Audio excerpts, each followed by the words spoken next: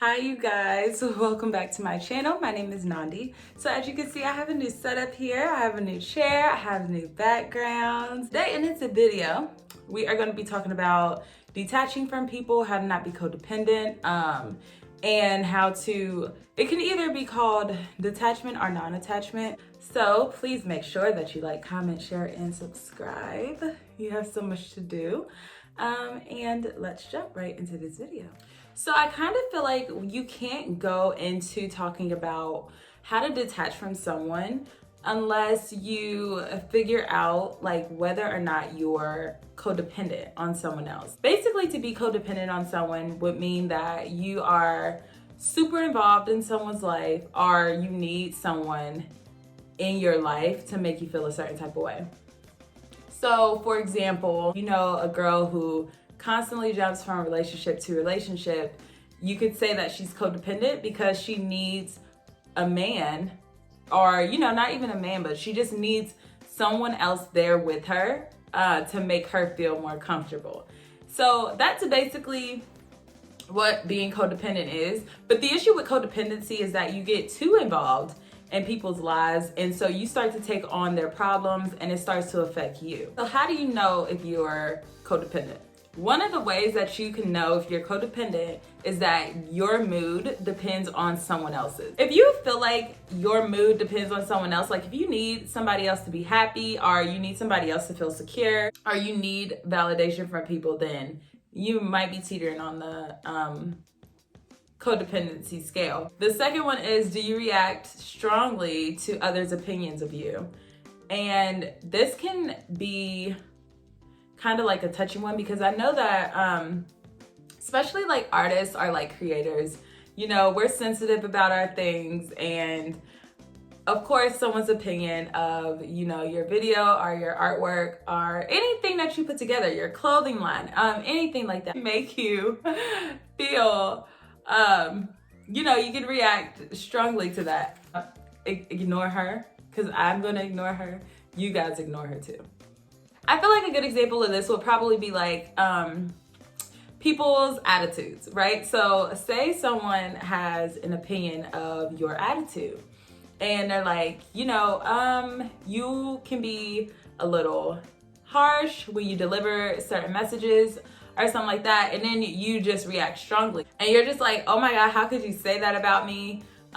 You know, like if you get really triggered by someone saying anything negative about you basically, and you turn it into like, you don't love me or something like that, like you take it to the extreme, you might be a little bit codependent. Third thing is, if you spend time worrying about someone else's problems, oh my god, that's like basically like the overall theme of codependency is like being too involved in someone else's business. You have to have a certain level, a healthy balance of being helpful and like, ma'am, let these people live their lives.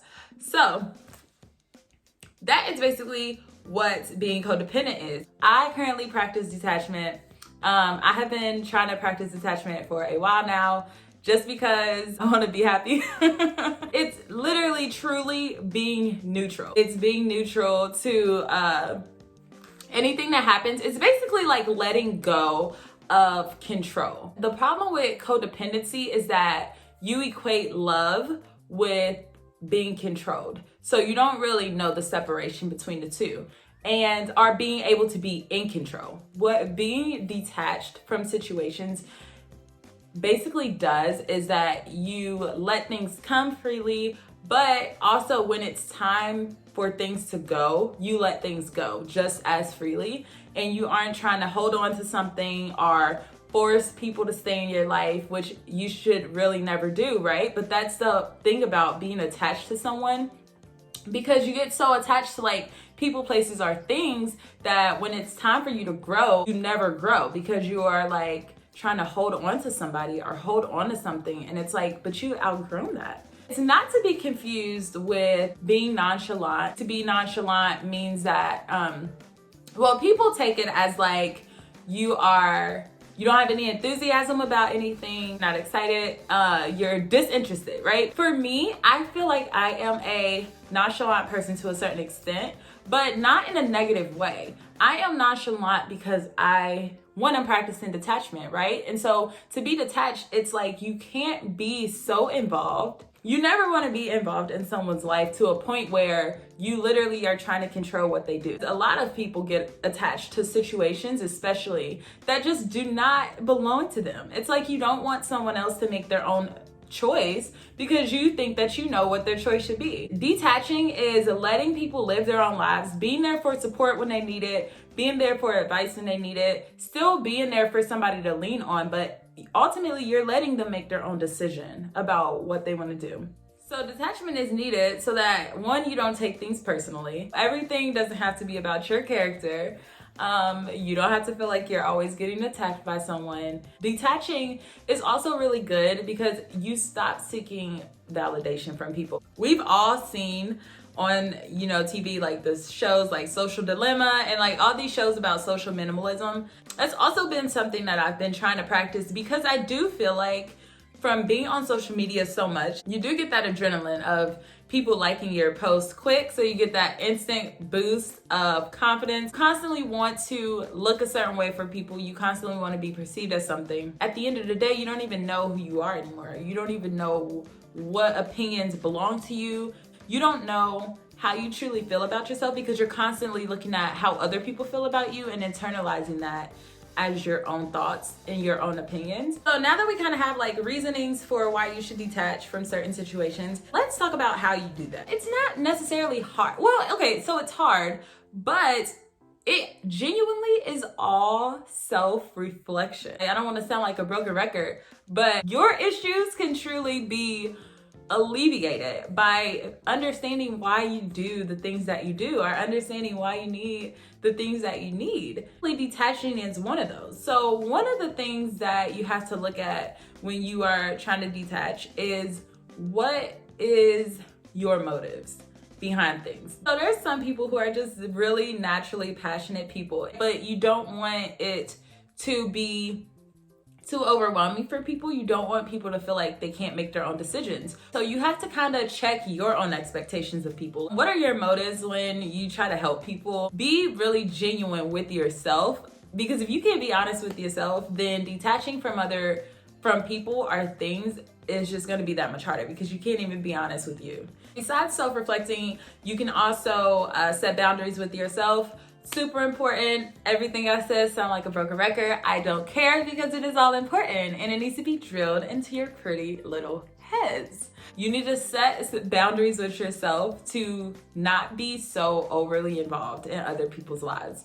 Another thing that's so hard when it comes to detaching from a person is to accept reality. If someone wants to go, let them go. Don't make up your own situations.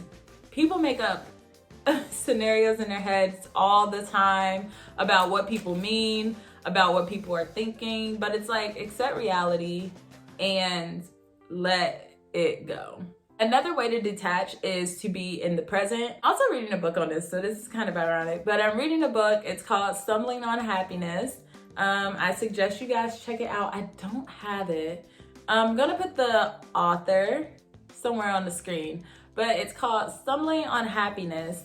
And it's basically about the anxiety that you get from worrying so much about the future. It will make you happier in the long run because you'll feel less anxious and you'll have this sense of like peace and calm. Being detached, I think there are just so many benefits of that. And again, I don't want to get it confused with being cold towards anybody or being disinterested in people, not being helpful to people, not being loving, because that is not what it is. Being detached is, hearing news or hearing about situations and accepting them for what they are, feeling them in that moment, but then being able to let them go. So the benefits of being detached for me are that, one, I am a lot happier. When I stopped seeking validation from people, and obviously it's still a work in progress. Obviously I'm still on Instagram and Facebook and all these other platforms. I never want to have to seek the external validation of someone else. I want to be full on my own. My moods have been stabilized and Y'all see this glow? Like, come on. Also, you have more time for yourself. Oh my God, so much more time for myself. One of the things that I've been doing, anytime I like think about a situation and I start to get like a little anxious, then I always like, I talk about things that I'm grateful for. And then I'm like, I have all of this amazing stuff without the thing that I'm asking for. So if I get that, if I'm able to manifest that, that would be amazing. But if that doesn't happen the way that I want it to happen, then I lose nothing. It's like nothing is gained, but nothing is lost. And that really helps me cope with like the uncertainty of things, because that can be hard, not being in control of certain situations, but that has definitely helped ground me a lot more. It's definitely helped calm my anxiety. The final benefit of being detached is like you are more self-reliant and you're more independent. Honestly, so freeing to be detached.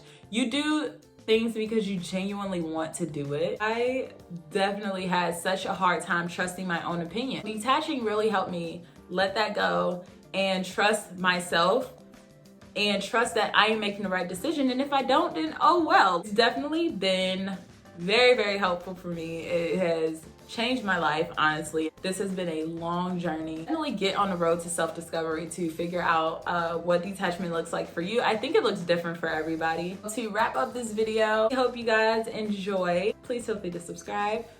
Leave me a comment below, and I will see you lovelies in my next video. Bye.